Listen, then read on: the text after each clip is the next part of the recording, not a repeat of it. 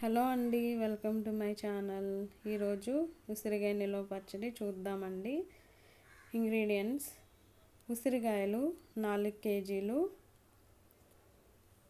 చింతపండు 1/2 కేజీ గుజ్జు తీసుకోండి, వెల్లుల్లిపాయలు 1/2 కేజీ, వేరుశనగ నూనె 1 కేజీ,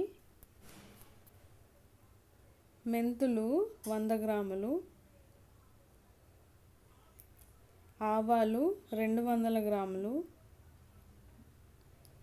ఉప్పు కావలసినంత, కారం. ప్రాసెస్లోకి వెళ్దామండి. ఫస్ట్ కడాయిలో చింతపండు గుజ్జు వేసుకుని బాగా ఉడికించుకోవాలండి. ఇది వాటర్ పోయి మొత్తం ఉడికిపోవాలండి. తర్వాత వేరే కడాయిలో ఆయిల్ హీట్ చేసుకుని ఉసిరికాయలు వేసుకుని ఉసిరికాయల్ని గోల్డెన్ బ్రౌన్ వచ్చే వరకు ఫ్రై చేసుకోండి.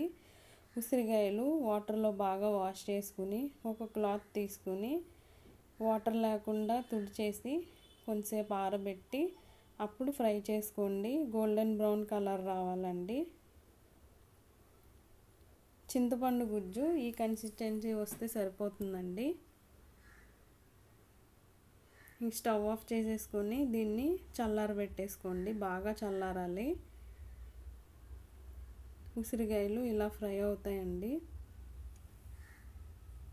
ఫ్రై అయిన ఉసిరికాయల్ని ఒక పెద్ద గిన్నెలోకి ఇలా తీసుకోండి. ఈ కలర్ రావాలండి. ఈ కలర్ వస్తే సరిపోతుందండి. ఇప్పుడు ప్రాసెస్లోకి వెళ్దాము. బాగా చల్లారబెట్టుకున్న ఉసిరికాయల్లోకి 1/2 కేజీ వెల్లుల్లి, ఆవాలు మెంతులు పౌడర్,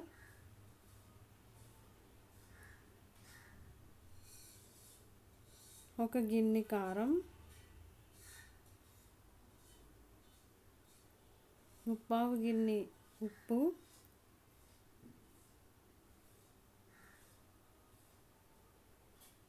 రెండు టేబుల్ స్పూన్ల పసుపు,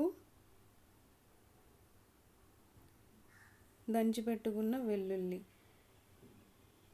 వేసి బాగా కలపాలండి. ఇందాక చూపించిన గిన్నె పెద్ద గిన్నె ఉంది కదండి, దాంతో మాకు ఉసిరికాయలు 4 గిన్నెలు కొలత వచ్చిందండి.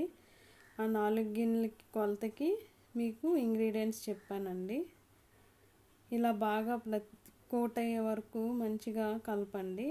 కలిపాక బాగా చల్లారబెట్టుకున్న ఈ చింతపండు గుజ్జును వేసుకుని కలపండి.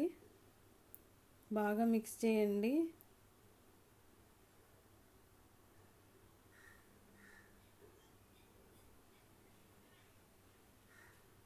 మిక్స్ చేసిన తర్వాత ఇది ఉసిరికాయలు ఫ్రై చేసిన ఆయిల్ అండి.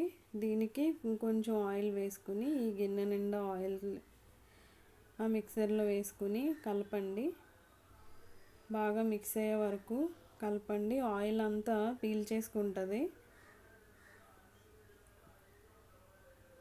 అంతేనండి, ఉసిరికాయ పచ్చడి రెడీ అయిపోయింది. దీన్ని ఒక 3 డేస్ ఊరబెట్టండి.